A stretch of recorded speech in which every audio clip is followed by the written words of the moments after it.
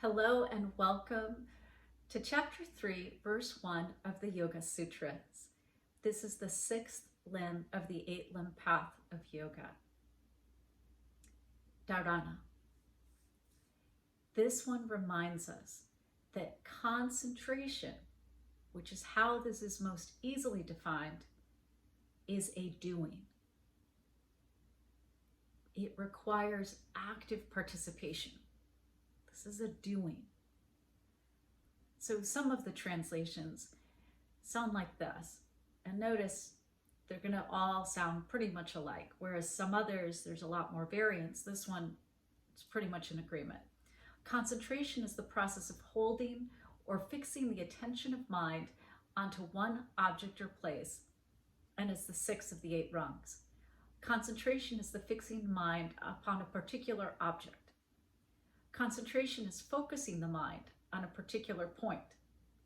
Concentration is the process of holding or fixing the mind's attention onto one object or place, and is the sixth of the eight rungs. So this doing is important as an overall context. And in Sanskrit, this word, dharana, means to hold, to bear, to keep in remembrance. So it's holding that fixed attention. And some of the exercises that we can do would be holding our attention to a candle flame, holding our attention to a mantra, holding our attention to an archetype, all sorts of different practices, but they're sustained and we just make the effort to do it over and over and over. So the question is, what is important enough for you to want to focus on? What is that for you? Is it watching a candle, watching a body of water, or closing your eyes and going inside? And have you noticed ever how focusing mostly on temporary experiences and goals often results in riding sort of an emotional roller coaster?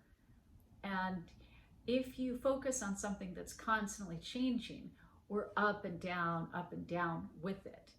So if we're watching the waves of the ocean, they come in, they go out, they come in, they go out. It's just a constant flow. If you watch a candle flame, it's like always moving, flickering. But is there something that you could focus on that's not in this constant change? Because doesn't that constant change as your focal point impact your emotions and how you feel? So that's the first key point.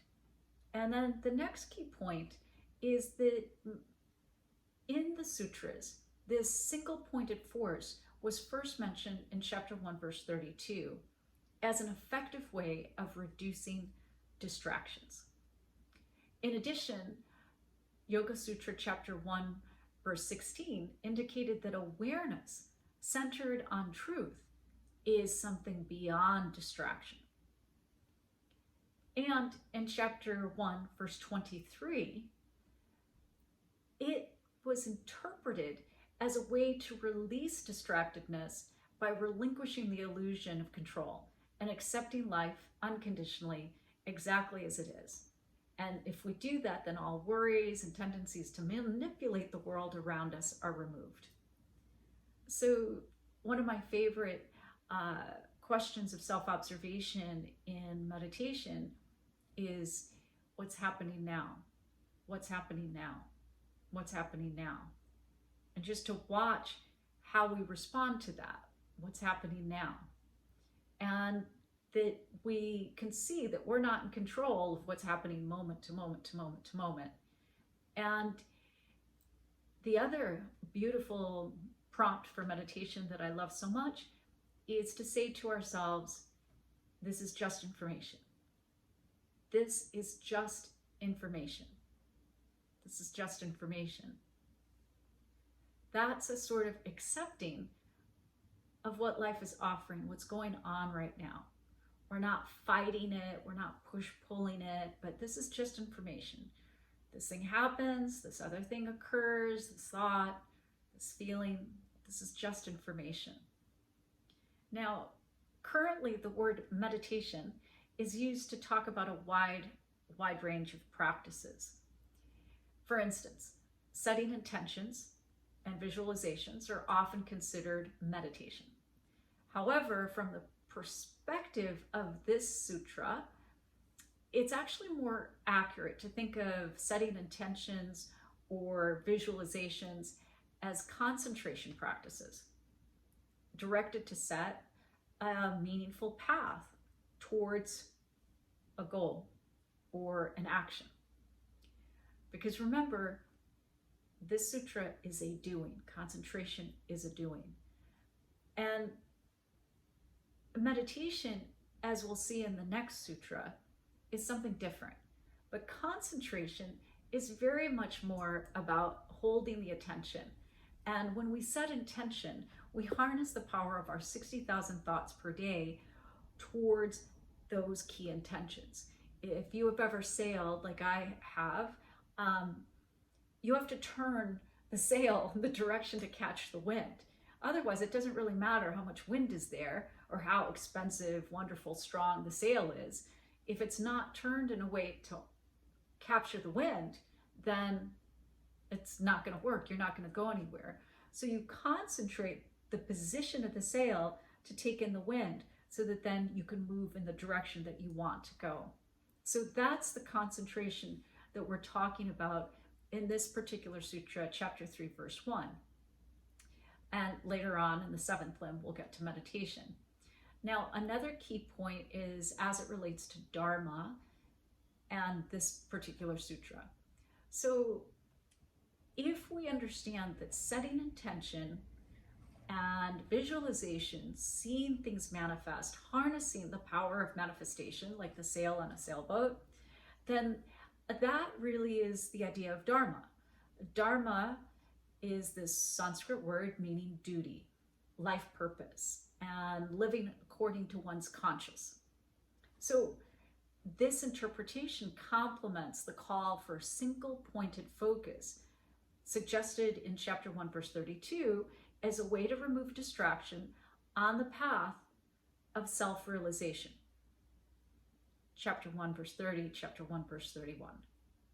So if we're on that path, self-actualization, like in Maslow's hierarchy of needs, then we can't just get distracted by all the things that come into our path. We have to stay the course to live our Dharma, because it is our duty to share our medicine and our magic with the world, because only you have that unique Dharma. It's different than everybody else's Dharma. So we have to concentrate and stay the course, whether it's easy, whether it's difficult, whether we're confused, whether we're joyful, but just stay the course, keep coming back to it and direct the sail. So how do we do this? Well, we practice using a focal point, and we find a focal point. And yes, of course, there's going to be distractions. If your focal point is your mantra and you're in a quiet space sitting outside and then cars start going by, of course you're going to get distracted by the noise of the cars. Of course that will happen. And so be it. Just keep bringing your attention back to the focal point without being a bully, without any strain, struggle, self-doubt, but just be with what is and with yourself as you are, and making the attempt to concentrate. But as your mind wanders, bring it back. It'll go away, bring it back, and just continue to try to stay on the focal point that you've chosen. So I invite you to practice all of the sutras as a means to develop the mental aptitude and like working out our mind muscle to help us learn how to concentrate in chapter 3, verse 1. So this is a way to think about it. When you apply the yamas, it's inviting gratitude and love for yourself and your life. Second, make peace with yourself and choose to be content with yourself and your life. Those are the niyamas.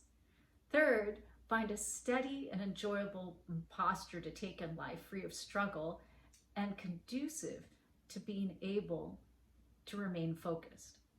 That's the asana. And connect with your natural breath, feeling the sensations that arise with each inhalation and exhalation until your breath feels more and more subtle and effortless. This is the fifth limb, pranayama. And be curious to experience the aliveness in your body directly by sensing the internal experience of being, pratyahara. So if you look at all of the limbs before this as a practice in this very loving way, then it makes sense that we're able to now get to this point.